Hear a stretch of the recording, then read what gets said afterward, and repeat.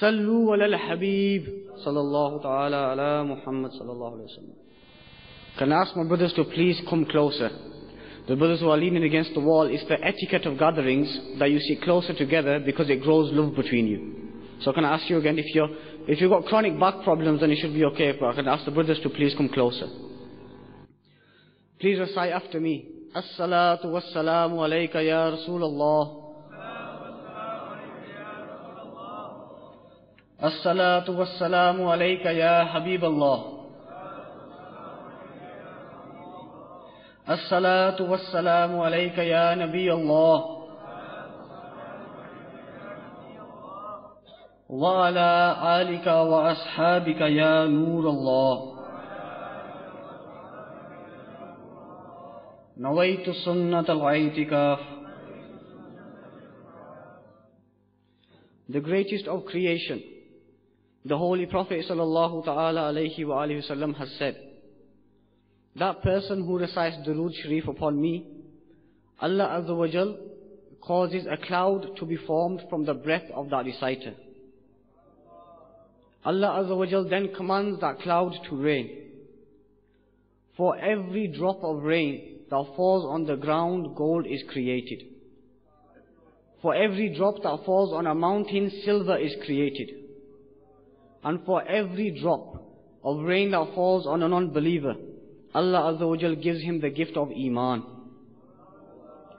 Sallu ala al-Habib sallallahu ta'ala ala Muhammad sallallahu alayhi wa sallam.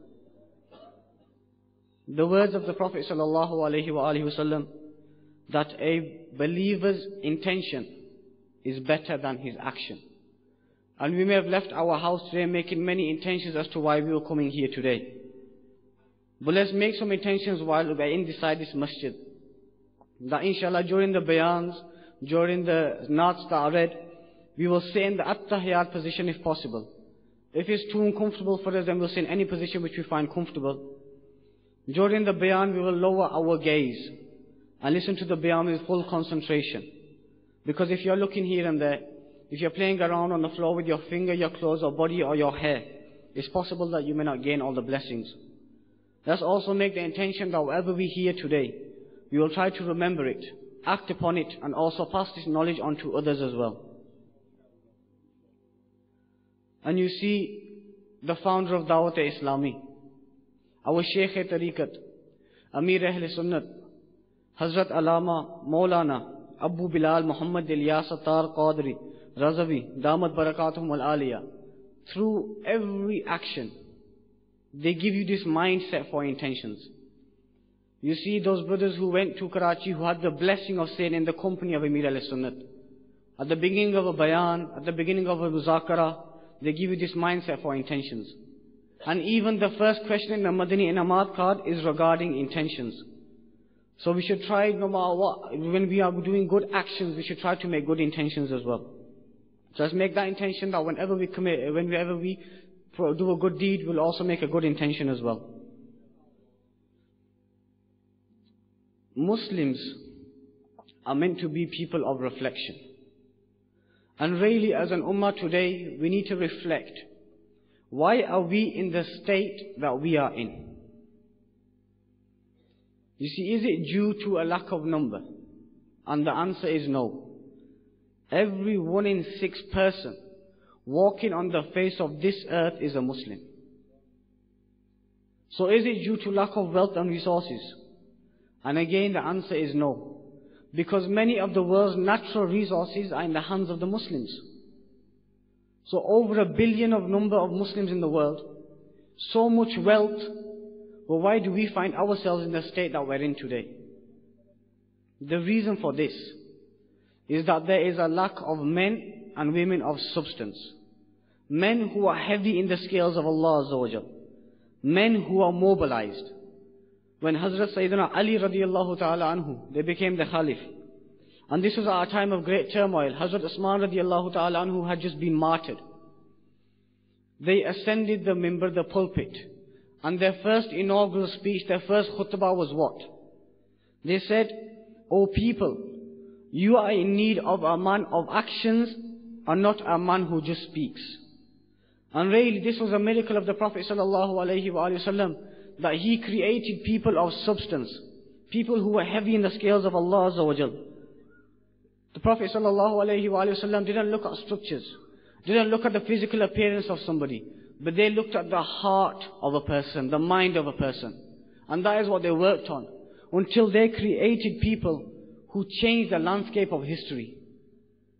Due to them, people were here today. These were people who were heavy in the scales of Allah Azza wa Jal. And the question may arise, people like who? People like Hazrat Sayyidina Abdullah ibn Mas'ud radiyallahu ta'ala anhu. Upon an occasion, Hazrat Sayyidina Abdullah ibn Mas'ud radiyallahu anhu was climbing a tree. And they had very thin shins. And the Sahaba that were present, when they saw the thin shins of Hazrat Sayyidina Abdullah ibn Mas'ud radiyallahu ta'ala anhu, they began to laugh. And the Prophet sallallahu alayhi wa sallam was present. And they asked the Sahaba, what's making you laugh? And the Sahaba replied, the thin shins of Abdullah ibn Mas'ud radiyallahu ta'ala anhu are making us laugh because they're so thin. And the Prophet sallallahu alayhi wa sallam listened to the words. They said, I swear by Allah, if the thin shins of Hazrat Abdullah ibn Mas'ud radiyallahu ta'ala anhu were placed on one side of the scale, and the mountain of Uhud was placed on the other side of the scale, the thin shins of Abdullah ibn Mas'ud would be heavier. Why? They were thin, they weren't of a large mass, they weren't of a large size. But you see, every muscle, every drop of blood that ran through them thin shins of Abdullah ibn Mas'ud radiyallahu ta'ala anhu was for the sake of Allah Azza wa Jal. They weren't of quantity, but they were of quality. Remember, Allah Azza wa Jal never judges a group of people by their quantity. He judges them by their quality. And this is why on the Day of Judgment you will be asked regarding your own actions, not regarding the actions of your group, but regarding your own actions. Who was the greatest from amongst our ummah? Who was the greatest from amongst the Muslims? It was the 313 who fought in the battle of Badr. Upon an occasion, Jibreel alayhi salam descended, and he went into the court of the Holy Prophet sallallahu alayhi wa sallam, and he asked him, O Messenger of Allah sallallahu alayhi wa sallam, who are the best from your ummah? Who are the best from your nation? And the Prophet sallallahu ta'ala alayhi wa sallam replied, those who participated in the battle of Badr. And Hazrat Sayyidina Jibreel alayhi salam, they replied with the answer, similarly, out of all the angels in the heavens, the most honorable, the best are those who descended on the day of Badr and assisted the Muslims. Why? 313 men stood up for the sake of Allah Azza wa Jal. They trusted in Allah Azza wa Jal. They stood against an army of approximately 1,000. They had no armor, they had no weapons, they had hardly any horses, hardly any weapons. But they trusted in Allah, and they achieved something which was unparalleled in the history of Islam. Something that will never be achieved again. This was the status that Allah Azza wa Jal gave them because they left everything for the sake of Allah. These were people of substance.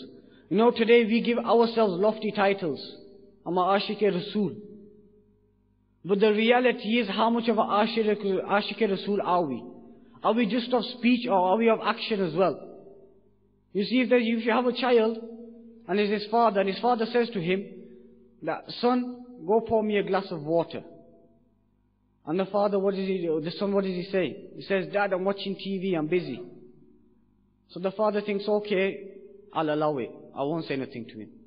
So a short while later, he says to his son, son, go make me a cup of tea. And the son says, Dad, I'm watching Xbox. I'm watching Xbox, but I love you, Dad.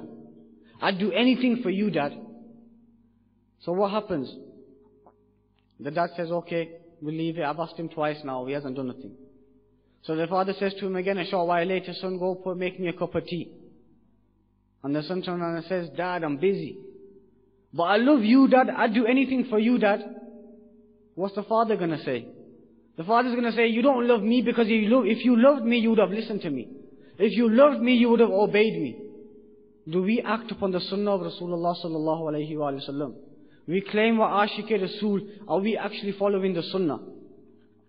Upon an occasion, The Prophet sallallahu ta'ala alayhi wa sallam was talking to the Sahaba about a time which will be full of fitna. And the Sahaba radiallahu alayhi ridwan, they became very worried. They became very worried when they heard the word fitna, that such a time will come and will we be present in this time. So they asked the question, what will be the way out? And the Holy Prophet sallallahu ta'ala alayhi wa sallam said, hold on to the book of Allah, Kitabullah, hold on to the book Quran. Hold on to the book of Allah Azza wa Jal in the time of fitna. This is what you do. And you see this book that was revealed over 1400 years ago. Not a letter, not a word, not a dot has changed in this book. In 1400 years, rivers change direction. The water begins to flow a different way. In 1400 years, languages become extinct. In 1400 years, civilizations fall and new civilizations rise. But you see, the Holy Quran is still in the same state it was when it was first revealed. This is a book in which Allah Azza wa Jal says, we have revealed it and upon we will look after it. The Prophet sallallahu ta'ala alayhi wa sallam, when they were sitting with the Sahaba, they went on to say, hold on to the book of Allah Azza wa Jal. In it is the narratives of those who came before you. And you see, if you to open the Quran, if you were to read the Quran, we will see how the nations and the people of the past perished because of the sins they committed. And this is a sign for us, this is a lesson for us. These are the words of the Prophet sallallahu alaihi wasallam, that if we open the Quran and we bother to read the Quran, we would see of the people who came before us what sins they committed. We are the ummatis of a Prophet sallallahu alaihi wasallam, who after no other Prophet will come. And you see, every Prophet who came gave dawah, gave invitation to Islam. The duty of propagating this deen is upon our shoulders. And you see, you look into the life of the Prophet sallallahu alaihi wasallam, and you see for 40 years, even before they received prophethood, they were known as the most truthful, the most honest. When the mushrikeen would want to give an example of a person who had an upright character, they would say, look at Muhammad sallallahu alaihi wasallam. Even when they didn't believe, they would say, look at Muhammad sallallahu alayhi wa sallam. Because their character was pure. You look at our characters today, we lie, we cheat, we steal, we backbite, and we don't even realize we're doing it. We don't even realize that we're committing these sins. We need to reflect upon our actions. We need to think about ourselves. Which way are we going? Which path are we walking on towards? Is it the path to Jannat? Because if it's the path to Jannat, it's behind Rasulullah sallallahu alayhi wa sallam. What are our morals? Where are our values? What do we honestly believe in? You know, today, you look at the youngsters of today, the youth. What style do they have? You walk down the road, you see a Muslim brother walking up to you. But can you even recognize that he's a Muslim? You see, he'll have a haircut and he'll have patterns in his hair. These patterns, these designs, where is this according to the Sunnah? You see, these patterns, where they originated from. There was an advertising company and they hired, the person that they hired for the advert, they drew their logo into his hair. Once they drew the logo into his hair, they made the advert. And now you see youngsters who are 12, 13, 14, they've got designs in their hairs. Design in the head. To show who? To please who? Because it's fashion. You see, there's two types of people. There's those who impact society and there's those who are impacted by society. If you want to see those people who impact society, look into the life of the Prophet sallallahu alaihi wasallam. And if you want to look into a person who impacts society in modern day, while we're alive, because some will say that, you know what, we can't change society. We're not strong enough. Just look into the life of Shaykh Tariqat Amir al-Sunnat. That's a person who has impacted society. That's the person who's changed so many people. But the unfortunate thing is, we're the people that are impacted by society. We follow the fashions and the trends of society. Because we're weak people. Our iman is weak. The shaitan, he made 4 promises to Allah Azza wa Jal. And one of the promises that he made, He said, I will give unto them their false pleasures and desires. And subhanAllah, you can broadly sum this up into two. First is your desire for the flesh, your carnal desire. And you look at our society today. Adultery, fornication is rife in our society. Marriage is breaking up because somebody's committed adultery. And even before two people are married, they're committing adultery in our society. And what the worst thing is that we can walk past a person who's committing this sin and we don't even bat an eyelid. We don't even care anymore. Because it's rife in our society, we've got used to it. And this is our problem. Just because we've grown up in the West, just because we've grown up and we've seen it since we were younger, we've grown up into it, this environment, we think, you know what, it happens. There's nothing we can do. When was the last time we went up to a brother and said, pulled him to one side and had a word with him and said, look, you're committing this sin. Please try to refrain from committing this sin. When was the last time we tried to stop someone? When was the last time we tried to give them dawah? You see, this society, you look everywhere you look at the posters, you look at the billboards, you look at the magazines, the newspapers, the television. And it's everywhere. But you see, that when we look at these posters, when we look at these billboards, they have a saying, these advertising companies, don't they? There's a motto that they have, that this certain aspect of society, if you promote this aspect, it sells. And I'm not going to use the word, it's a 3-letter word, and I'm not going to use it. But you've all got a mindset of what word that will be. Where is this path leading us to? And this is something that we need to think about. Not just for 5 minutes in a day, not just for 10 minutes in a day, not just for one day. Every single day. And Amir alayhi salam, they give us this Madani maqsad that I must strive to reform myself and the people of the whole world. And it's for that reason that we must sort ourselves out, and then we can sort the rest of the world out. We want society to change, we want the world to change, but we're not ready to change ourselves. And this is something that we need to do. We need to have a proactive approach. We need to change ourselves. If we can't get up for the Fajr namaz, then how are we going to change the world? How are we going to give other people dawah when we can't even practice it ourselves? And this is something that we need to put into our minds. We have the Madani Namat booklet, and we need to act upon this. You know, today we get led by society. We follow so many fashions. Why don't we follow the fashion of the Sunnah? Of the best of creation, the Prophet ﷺ. Why don't we follow that fashion? You see so many brothers here wearing the Imam Ashrif. See the brothers that are not, why do you follow this fashion? You see, the real thing is that this fashion that we follow nowadays, not the tops that we wear, the jeans that we buy, the trainers, the clothes that we wear, the hairstyles that we have, the society that we follow. You see, every season, the clothes change. The fashion changes. But you see, this sunnah, this fashion has never changed since it came onto the face of this earth. And it will never change. It will always be the same. How beautiful do people look when they stood together and they're in one dress? Then you will be able to walk down the street and see that person and say, that is a Muslim. You will give him salam. You know, sometimes you'll even walk past a person, a youth, a modern day youth.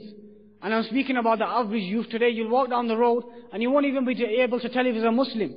So you put it doubt into your mind that should I give him salam or not? And you only find out if he's a Muslim when he gives you salam first. So you've lost out on even more good deeds. This is the problem. And as parents, what do we do to our children? What do we say to our children? How do we give our children a mindset? And you see the state of our Muslim Ummah today. Fasting is farz. When a child becomes baligh, fasting upon him is farz. But you see what some parents say. They say it's okay, he doesn't have to fast his baligh. But he has to go to school. He has to go to school, so it's okay, you have to do PE today. He'll have to do recreational sports. So what will he do? He'll have to drink water, he'll get tired, so he don't have to fast today. You're changing the laws of Allah Azza wa Jal for your child. You're transgressing the laws of Allah Azza wa Jal. And the problem with that is when your child is young, and you tell him to change the laws of Allah Azza wa Jal, you allow him leniency in the court of Allah Azza wa Jal, then what happens? You know, when he grows older, and he doesn't study in school, he doesn't get a job, what do the parents do? They sit him down, and they give him a lecture as long as their arm. Son, why are you not working? Why are you not bringing no money in? But you see, when did they teach their children morals and values? When did they teach their children what is said in the Quran? And this is something that we need to do as elders as well. We need to teach the youth of today. It's easy to say to somebody that somebody is misguided. It's very difficult. It's a difficult duty to get somebody into the path of Allah Azza wa Jal. But you have to stay steadfast on that. And the reality is, when we come, we may never have been in the masjid for so many years. And then when we finally come into the masjid, what happens? We begin to hate everybody in the masjid because everybody else is wrong and we're right. And this is what happens. Haven't been to the masjid for 10 years and we hate everybody who goes to the masjid. When we see somebody who's going to tell us to come read namaz, you run the other way. And then what happens when we come into the masjid and we start to read our namaz, we think we know it all and everybody else is wrong. See, we need to be guided. And there's no better guidance than the book of Allah Azza wa Jal and the sunnah. The fashions of today that we follow, the society that we follow, is nothing but a burden on our shoulders. Is nothing but turmoil. You see the clothes that we wear. And I'm not going to pick out no name brands, but there's one that has a symbol of a skull. And it's very famous, it's in fashion at the moment. And it's very expensive clothing as well. And you see people wear it, their t-shirts. A skull. What should that remind you of? It should remind you of your death. But in fact, people wear it on their bodies with pride, not in wearing expensive clothing. It's having the total opposite effect. It should remind you of death, but it's not. And the reality is that we make idols everywhere. Why? What is the point of this? What are you going to achieve through this? The reality is that we've fallen prey to society and the weapons that are being used. The shaitan, the weapons that is using. Reality is that every single one of us will have it in our house. But there's two sides to it. You see, thanks to Dawat Islami, we have this weapon that was being used, we have a way that we can turn it to our advantage. And that is Madani channel. You see, the TVs are in our house before Madani channel. Over 700-800 channels, more than you can count. You have to think about what shall I watch. And you couldn't even decide what you wanted to watch. There were so many channels. But because of Madani channel, there's only one channel we want to watch, and that is Madani channel. And this weapon that was being used, this TV, this is what gave us the mindset. When a child is born, who is his first teacher? It's his mother.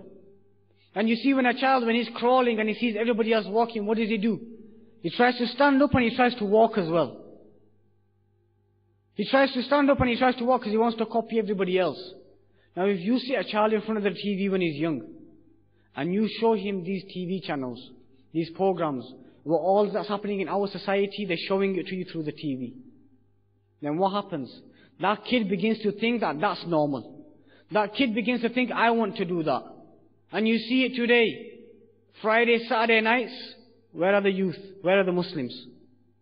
Where are the Muslims? They're in the clubs. Committing sins, they're in the clubs.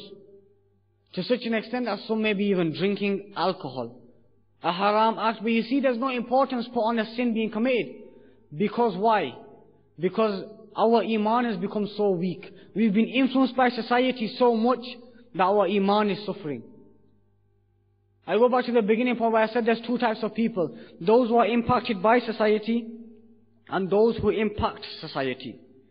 And the difference is that we are the people who are impacted by society. You see, I want every single one of us to reflect upon our actions. Reflect upon what fashions we follow, what values we have. And I want ourselves to ask these set of questions.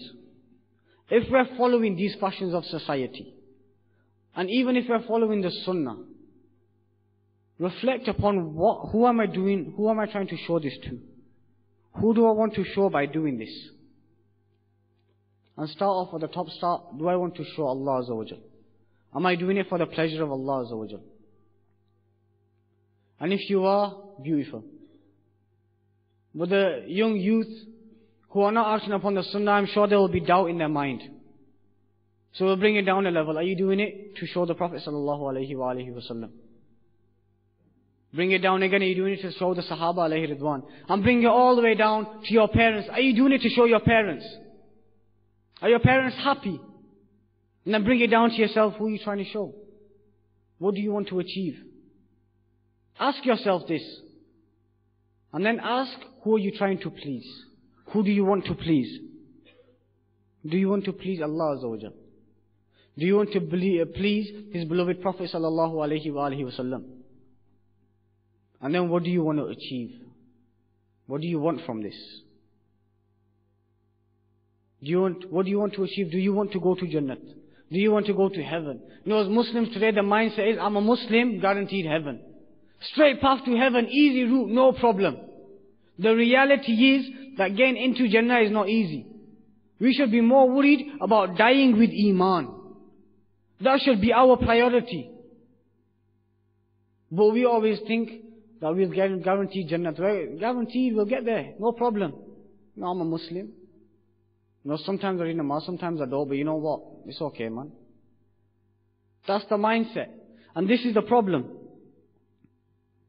Who do you want to please? Now we're following these fashions, these trainers, the ankle trainers, the jeans, hung low. I mean, honestly, seriously, about the jeans. And it's a really, really big issue. And now the youngsters are doing it as well, and they wear it half it on the backside. Who wants to see the color of your boxes? Honestly, who wants to see the color of your boxes? Who are you trying to show? Who are you trying to please? Because there's only one that you're pleasing. There's only one. And that is none other than the shaitan. You're not pleasing the people. You're not pleasing your parents. You're not pleasing Allah Azza wa Jalla. You're not pleasing the Prophet sallallahu alaihi wasallam. You're not pleasing our pious predecessors. You're pleasing the shaitan. So you tell me, if you're pleasing the shaitan, what are you achieving from it? What are you getting from it? There's no advantage for you. You're not gaining nothing from it. And this is something that we have to understand. You know, a real man is not that person that follows society. He's not that person that follows the wrong path. A real man is that person who he sees others' mistakes. He sees how other people have gone wrong in society, and what does he do? He stems the tide of society and he walks on the straight path. This is why on the Day of Judgment, there will be no shade but the shade of Allah Azza wa Jal. And there will be 7 types of people under the shade of Allah Azza wa Jal. And one of these types of people will be that youngster, that youth, who grew up in the worship of Allah Azza wa Jal. And I urge the youth today to come into the environment of Dawat Islami. Imagine that day, my dear Islam brothers, Day of Judgment. The sun will be at the distance of 1.25 miles. The floor will be made out of copper. Man will be drowning in his own sweat according to his evil actions. Some will be drowned up to their ankles, some up to their knees, some up to their chest. Some will be completely drowned. And man on that day, when he sees the reality, when he sees the reality of the Day of Judgment, he won't even be able to stand. His legs won't hold him when he sees the reality. But subhanAllah, on that day, that youngster who grew up in the worship of Allah Azza wa Jal, he will be protected from that heat. He will be under the throne, under the shade of Allah Azza wa Jal. And you see, this is something that we should try to achieve. You know, we hoard, we buy, we keep. We're materialistic people. We buy non-stop. Now we have the TV, then we got the DVD, the VCR, then we got the DVD, then we got Sky TV. And after Sky TV, what did we get? We got the DVD, we got Sky TV, then we got the internet, then we got the mobile phones, then we got the camera phones, then we got the video phones, then you got internet on your mobile phones. And it's like, so you know the posters, what do they say? When you go shopping into the city centre, you'll have seen them, they say, shop till you drop. But the reality is that you only shop till you drop dead. And then what happens? You go into your grave, and what have you done? You've earned nothing during your life. All you've been doing is buying. Buying and spending money. And you've got all this materialistic stuff to show for it. You've got all this stuff. But the reality is none of it's going to help you. And this is how society possesses you. Society forces you to take this route. You know, we work so many hours to buy that nice car, to buy that big house. And this is our problem. Our priorities are not set straight. We need to get our priorities into order. You see, the Prophet ﷺ, when they were talking about these times of fitna, they said, hold on to the book of Allah Azza wa Jal. Because the book of Allah Azza wa Jal is an order between you. It is a hukum between you. It passes verdict between you. And it is not just. It is not unright. It is not wrong. Meaning that if there was an order, if somebody has done something wrong, this book, this Quran will not make the guilty innocent and the innocent guilty. And this is why After 1400 years of the Quran is in the same state.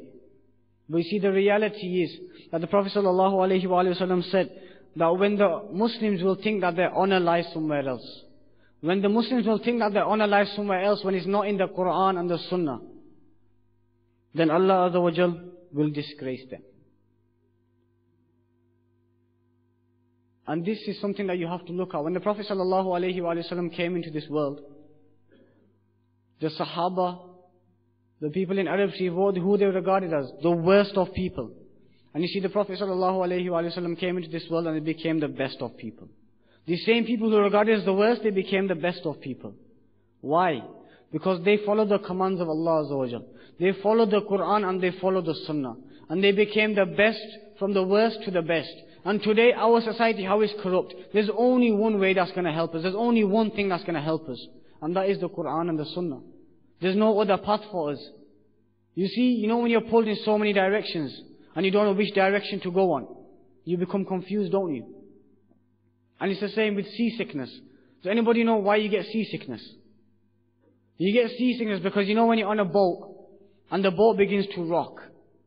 And what happens when the boat begins to rock and your eyes send a message to your brain and they say everything's fine.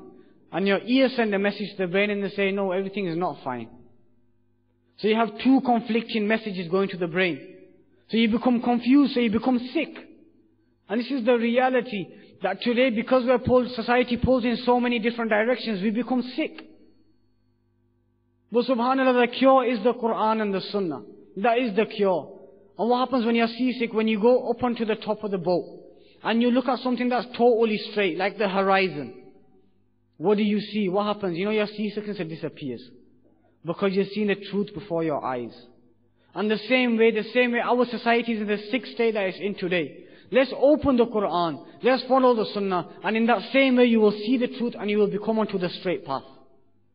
Let's make the intention that we will act upon the Sunnah and also open the book of Allah Azza wa Jal to gain knowledge. This book of wisdom, we will use it and implement it.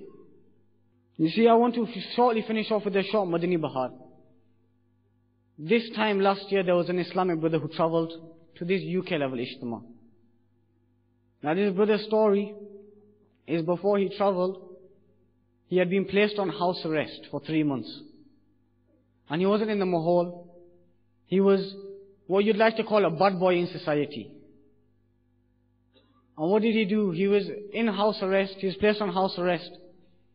And he wasn't allowed to leave his house, and he turned on Madani channel and he saw Amir Ahl Sunnat. And at that particular moment as well, they were doing tawbah. They were making everybody do tawbah.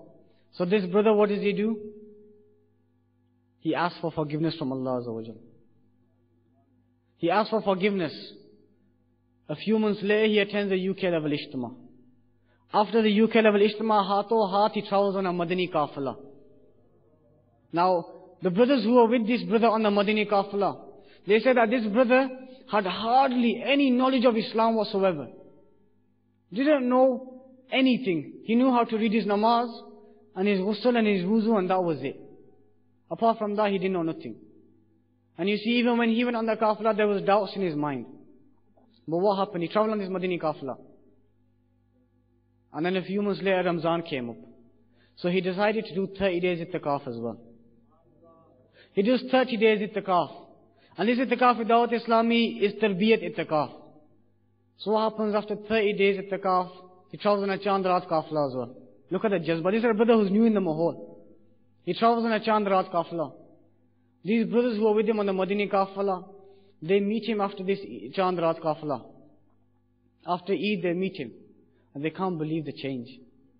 This brother who's sitting amongst us today, this brother, from not knowing anything about Islam, in them Qafile, in his spare time, in the 30 days ittikaf, Muballigh come ready. He was made a Muballigh. Because he gave his time up. And this is the biggest sacrifice that we have to make. We have to give our time. Sallu ala al-Habib sallallahu ta'ala ala Muhammad sallallahu alayhi wa sallam.